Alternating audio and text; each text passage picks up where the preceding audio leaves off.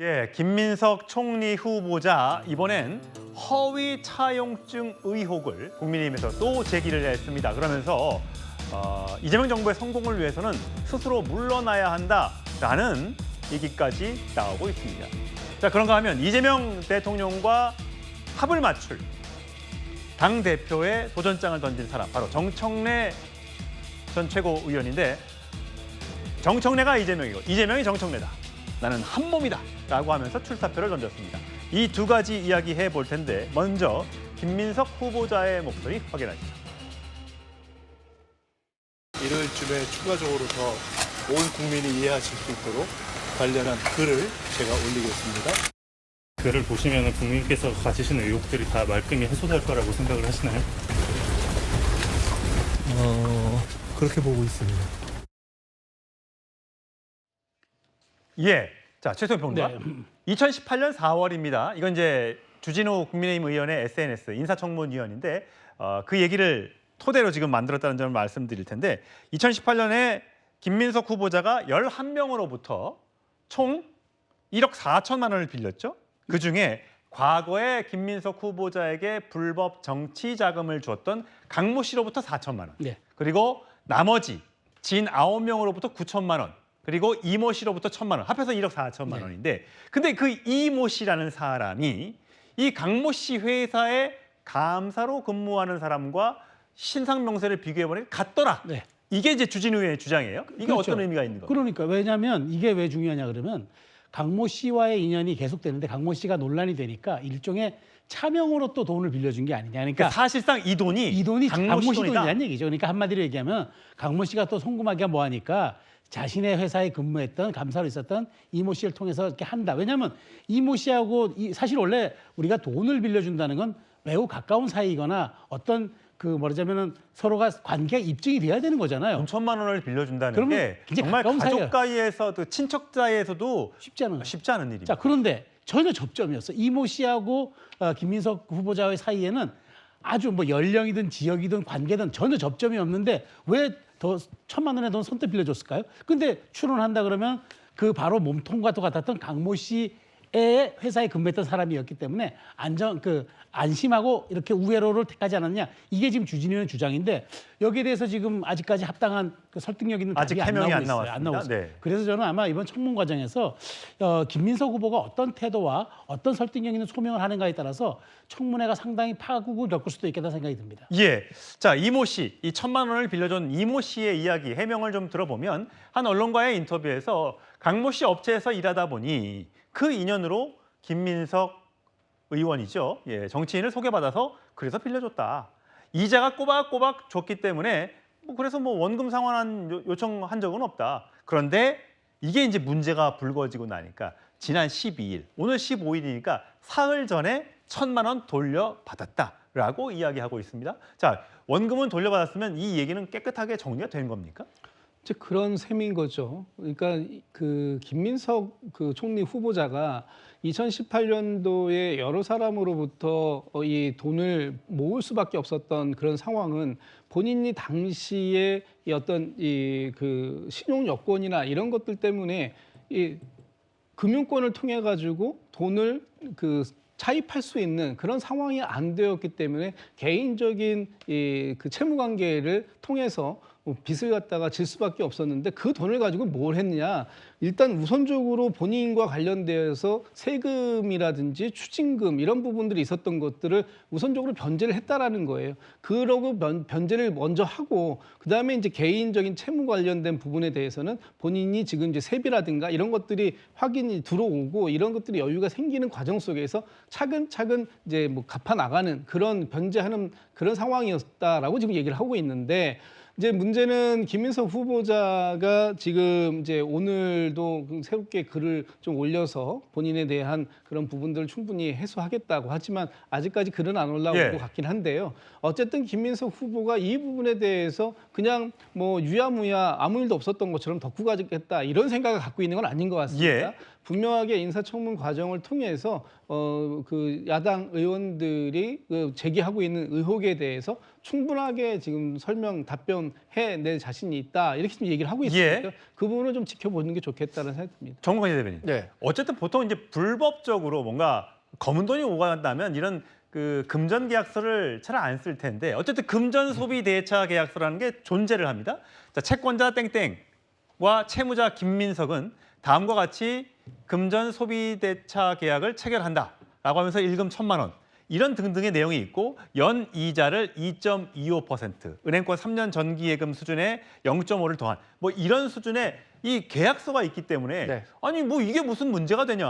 그리고 이제 꼬박꼬박 갚았고 원금도 그래서 나 지금 늦었지만 갚았다라고 주장을 하고 있어요. 그런데 주진우 의원회 같은 경우는 이 말을 곧이곧대로 안 믿는 것 네. 같고요. 그 김민석 총리 후보자가 지금 관련한 내용과 해서 법적으로 정치자금법과 관련한 재판을 받고 있습니까? 그건 아니잖아요. 예. 왜 이 검증을 받냐 하면 국무총리 후보자로서 국무총리가 됐을 때 국정을 운영할 만한 충분한 도덕성이 있느냐 없느냐 이런 정치적 판단 검증을 받고 있는 겁니다. 그런데 지금 국민 대다수가 저렇게 투명하지 못한 금전 거래에 대해서 이해할 수 있을까요?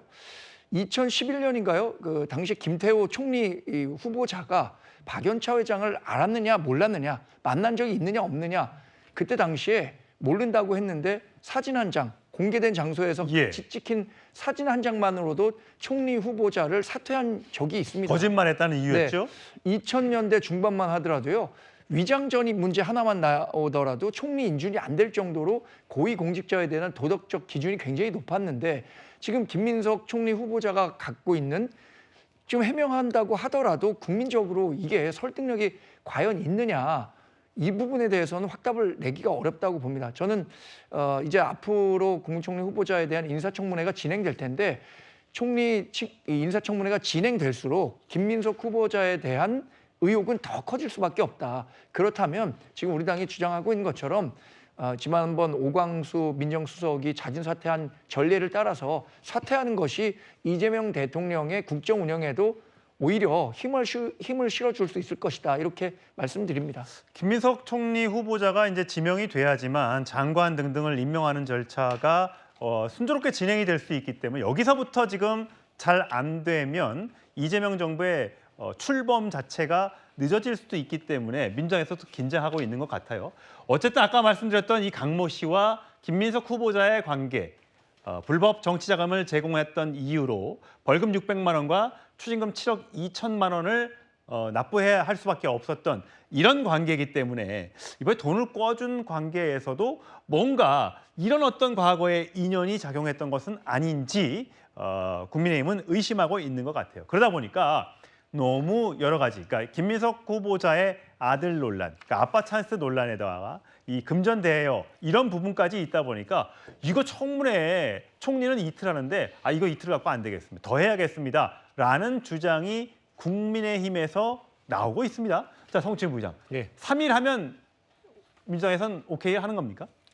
그때 이진숙 방통위원장 후보자는 제대로 된 자료 제출을 하지 않았어요. 그렇기 때문에 기간이 늘어났던 것이고요. 김민석 후보자가 만약에 인사청문회 날짜가 잡히고 날짜를 그 자료를 충실하게 제공하고 저런 그 금전적 거래에 있어서도 저는 일단 1억 4천만 원의 급하게 필요했던 이유, 본인의 그 세금 누진되고 있는 세금 문제, 세금을 어느 정도 납부했고 그 납부한 자료들 다 있지 않겠습니까? 인사청문회 과정에서 그런 것들 다 제공하면 충분하게 해명이 되는 것 아닙니까?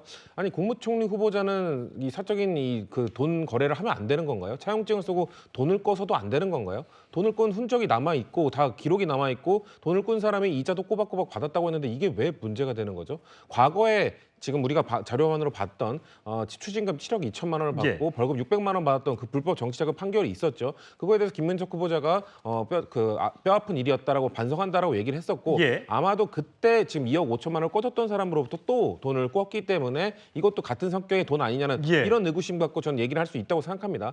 다만 이 김민석 후보자가 2002년 민주당을 나간 이후로 2020년에 국회의원으로 복귀하기 전까지 한 20년 동안 사실 정치적으로 상당히 힘들었거든요. 그다음에 야인 생활을 하면 하면서 경제 활동이나 이런 것들이 힘들었을 겁니다. 그런 상황에서 2011년 그때 판결을 받았던 아까 추징금 7억 2천만 원짜리 그 사건도 있었습니다만 그 이후에도 세금조차 못 내고 그런 과정 속에서 정말 친한 사람들로부터 세금을 내기 위해서 돈을 껐다는데 그것도 이해해주지 못할까요? 그러니까 그 이후에 이자도 냈고 그리고 상환도 지금 한 상황이기 때문에 저는 인사청문회 과정에서 세금 납부 실적 그때 얼마나 누진됐고 이런 것들을 다 밝힌다면은 충분한 해명이 될 거라고 보고요. 저는 국민들도 이 정도는 이해해 주실 거라고 생각합니다. 아들과 관련된 것도 마찬가지입니다. 뭔가 이 대입을 그 대학 진학을 하는데 그런 그 경력들을 활용한 적이 없다고 예. 밝혔고 혹시나 모르겠습니다. 인사청문회 과정에서 국민의힘이 새로운 자료를 갖고 와서 자 이럴 때 활용하지 않았느냐, 이럴 때 이용하지 않았느냐라고 공격을 한다면 그거에 대해서 추가 해명이 필요하겠습니다만 지금까지 그런 그 의혹 제기가 없는 걸로 봤을 때 저는 김민석 후보자가 굳이 이진숙 방통위원장처럼 그 자료 제공을 충실하게 하지도 않은 건데 그렇게 길게 할 필요가 있을까? 지금의 상황에서는 좀 그렇게 길게 할 필요 없다고 생각합니다. 예, 3일까지는 필요 없을 것이다. 만약에 이제 국민의힘이 자료 제출이 미비하다고 하면 사흘간 하자라고 주장할 것 같기는 합니다. 최선 평론. 네. 근데 민주당 일각에서는 특히 이제 강경한 입장을 보이고 있는 민주당 의원들은 이건 김민석 때리기가 선을 넘었다. 이거 억울한데, 이거 억울하다. 이거 너무 이게 이 새 정권이 만만해 보이느냐? 뭐 이런 반응들이 나오네요. 근데 이걸 누가 문제 제기했죠? 국민의힘이 먼저 제기한 건 아닙니다. 진보 진영의 한 매체가 이걸 보도하면서부터 불거진 겁니다. 그러면은 이게 그 언론이라고 그러면은 이게 지금 뭐 방송 3사 지상파가 먼저 보도했습니까? 아니면 그 우리가 흔히 얘기하는 우리 제도권 언론이 먼저 보도했습니까? 그거 아닙니다. 근데 마치 이게 언론 탓이냐? 언론이 우리를 기계적 중립의 탈을 쓰고 이 집권 세력에게 만만하냐? 양문석 의원 말은 협박인 거죠. 당신 자꾸 이렇게 문제 제기하면 우리 손볼 거야. 우리 이제 법안 통과시킬 힘 다 갖고 있어. 이 협박으로 들리고요. 강덕구 의원은 김민석 때리기 선 넘었다는데 과거 정부에서도요. 총리라면 장관보다 더한 윤리적 기준과 청렴도 기준을 가지고 우리가 들여다보고 그 잣대로 평가했습니다. 그래서 하루 아닌 이틀을 청문을 한 겁니다. 그런 차원에서 충분히 소명하면 될 일인데 벌써부터 선 넘었다. 과도하다. 그다음에 언론이 이거는 공격성을 보이고 있다. 이렇게 프레이밍을 한 경우에는 되치기하기 쉽잖아요. 본질을 얘기해야죠. 왜 자꾸 곁가지를 얘기합니까? 저는 이렇게 오면은요. 저는 김민석 후보자가 어떻게 하는지, 어떤 태도를 하는지, 어떤 증빙자를 내는지 아마 국민들과 모든 야당 의원들은 아마 꼼꼼히 지켜보고 대응할 겁니다. 예, 어쨌든 총리실에서는 뭐 재산이 그동안 많이 늘어난 것, 세금 납부를 하면서도 왜 이렇게 많이 재산이 늘어났지? 뭐 이런 것들은 세비 외에도 강연비, 행사비, 조의금 등 여러 가지 형태의 소득들이 있었기 때문이다. 충분히 인사청문회 자료로 해명할 수 있다라고 이야기를 하고 있습니다. 추가 의혹 제기에 대한 해명은 본인이 SNS에 올리기로 했는데 아직까지는 올라오고 있지 않다는 점을 말씀을 드립니다.